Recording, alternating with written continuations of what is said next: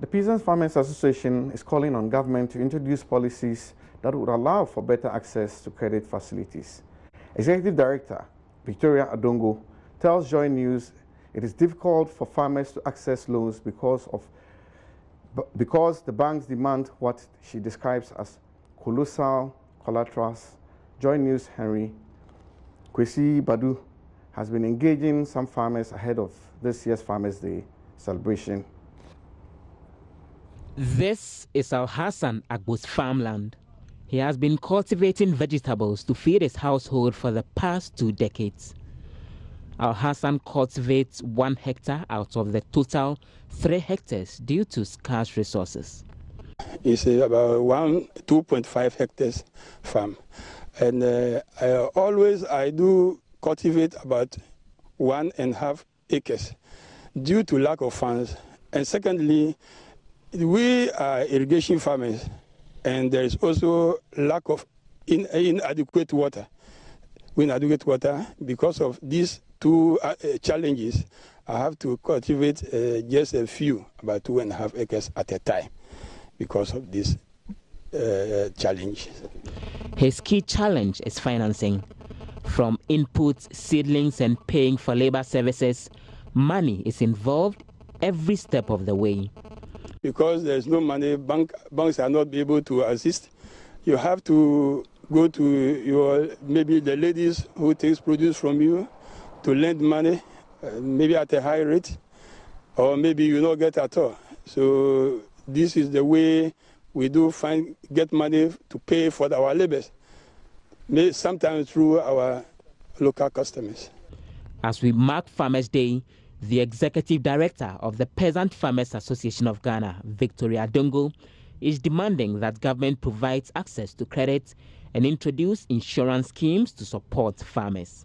Provide farm insurance for farmers. If the government can guarantee on that if the farmer is not able to pay the loan, the government or the insurance can pay off the loan. I think for starters, that will help. The second thing that I think that the government should do is to impress on the Bank of Ghana, to even not the Bank of Ghana. I think the government should come up with a regulation or a policy, whatever, that a certain percentage of the loan portfolios in the banks should be set aside for smallholder farmers. The national president, Mohamed Abdullani, a cotton farmer himself, recounts his ordeal accessing a loan. More than 10 or 12 years ago, since 2001, I struggled to get loan from ADB. I couldn't get loan. I needed to buy a tractor. I could not get. I wanted to expand my farm. I could not get. Simply because there are 2 issues. One of the issues has to do with collateral. They'll be asking you to come with a collateral and as a poor farmer or a peasant farmer, how are you coming by that? Sometimes when you give them your car document or your tractor document, if you have it, they don't need it. They need a land or something that is within their category, but they may not like those that you have.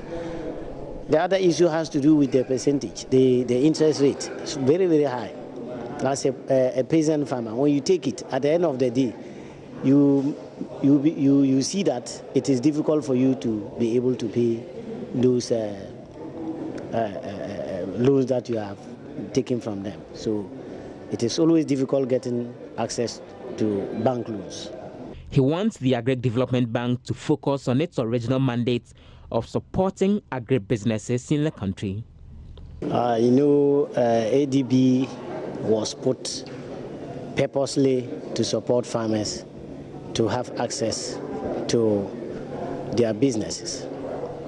But it's rather unfortunate that ADB does not support farmers now. What they are looking into are business people. The farmers doesn't have access to credit from ADB. Statistics have shown that more than 30% of farm produce is lost annually through post-harvest losses. The association is appealing to government to provide storage facilities to address the problem. Henry Kwesibedu's report for Joy News. Emmanuel, let me quickly come to you. Your government is in power. People are saying outside, it seems a lot of farmers have issues. Now farming is a kabonkwa in Ghana. Yet you are pushing the youth to enter into farming. Yet you've not given loans to the people already in agriculture. How do you answer to that, please? Well, let me tie it to the issue that was raised by the gentleman who talked about lack of access to credit and all that. I think that as a government, the first step we've taken is to get our house numbering system. If you take the problem that has existed in the past, where you have banks or credit institutions that give credit to be it farmers or people in business or wherever it is, the problem they usually have is how to trace people, because you want to find the person's location, and he tells you that when you get to that junction at Avino, the yellow kiosk, you know, that kind of a thing, you cannot guarantee. And that's why I think that if you look at the demands that are always made in terms of collaterals that are being, you know, requested from would-be loan seekers, it is always a way to probably get them if it does happen that you take the loan and they can't find you servicing the loan or probably meeting what you are expected to. So the issue of house numbering is one key thing that as a country we cannot but to get that through. And I'm happy that the process is ongoing. I mean, quite a number of people keep asking that what is going on. And I know that there are quite a number of areas where they've mapped up where the numbering is being done. And even when you go out now for some facilities, you are asked to provide that number. To register and get the national ID, it is one of the key requirements you are supposed to have. And so if we are putting all these measures in place and then we don't have that, it can't work.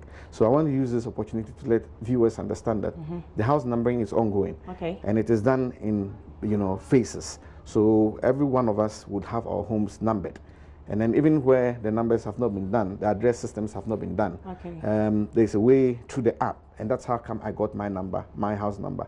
And I have it in my diary. I've stored it on my phone, where if you ask me, I mean, I can't keep these numbers off my head. So what do you say to a young, vibrant man who wants to go into farming? Well, so I think that with these measures that are coming into place, that is how come we are encouraging young people to go into farming. With no money? What we are doing when it comes to NYA is that we kind of like come into a partnership where the key areas where we know that you cannot meet, for instance, we are encouraging young people to go into greenhouse vegetable cultivation. To start that process is not easy. I mean, to get the facility done is not easy.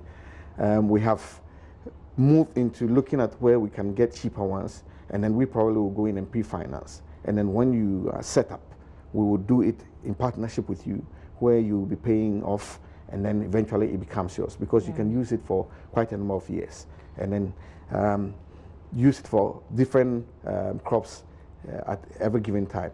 So we are putting in all these measures, and I believe in the coming years we would see a total change. If we don't start from somewhere, we can make an impact with regards to addressing these challenges, which are valid ones from our gallant farmers. I am not waiting for coming years. Right from here, we are going to tomato farming, and you are giving me the loan. Well, I would love for you to come, because I have a cucumber farm at Osuwe, which is around the Akuse area. Wow. So, and it's in the greenhouse. So I'm welcome to farm. Yes, I'm asking young people like your kind to join me. So I have done this, and even if you go on my Facebook wall, I have decided to put videos and pictures of this to show that this is mine. I've done this privately, and then I want young people to use that as motivation to get in. So I'm happy you have volunteered to get into this area. And we are definitely joining Emmanuel to do his farming. Welcome aboard. Wow.